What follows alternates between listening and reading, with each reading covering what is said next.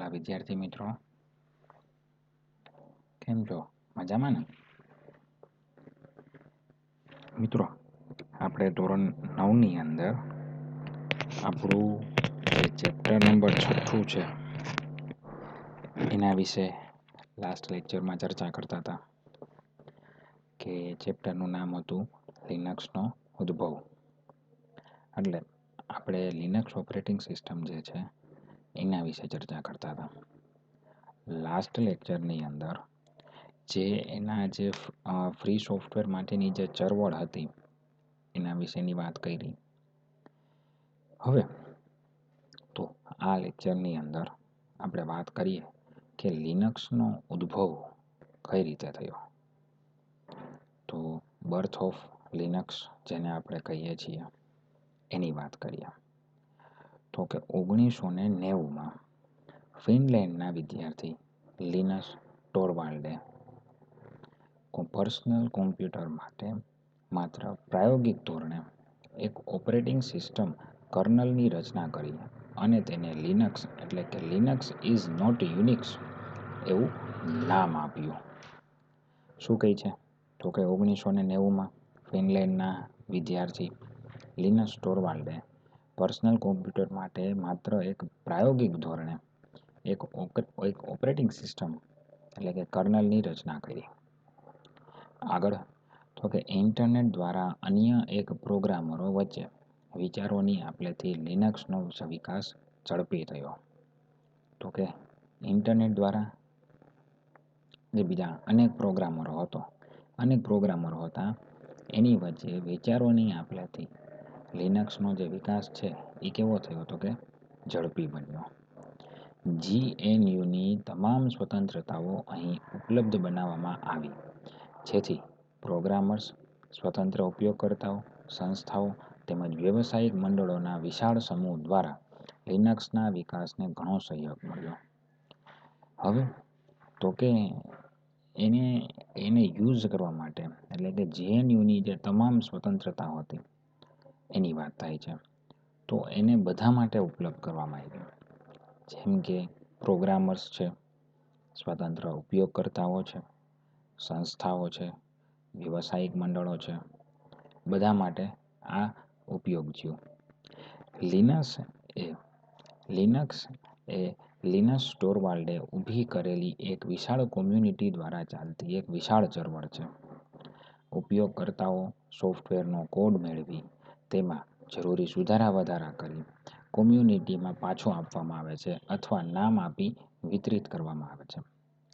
હવે તો કે આ પ્રકારની જે એક આખી વિશાળ કોમ્યુનિટી ચાલતી હતી, તો એ એક પ્રકારની આખી જેને આપણે ચળવળ કહી શકીએ છીએ.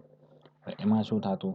તો કે ઉપયોગકર્તાઓ આ પ્રકારની આપી રીતે કોડને મેળવતા, એમાં જરૂરી સુધારા વધારા કરી કોમ્યુનિટીમાં એને પાછા આપતા અથવા તો એને નવું નામ આપી અને એનું વિતરણ કરતા હતા.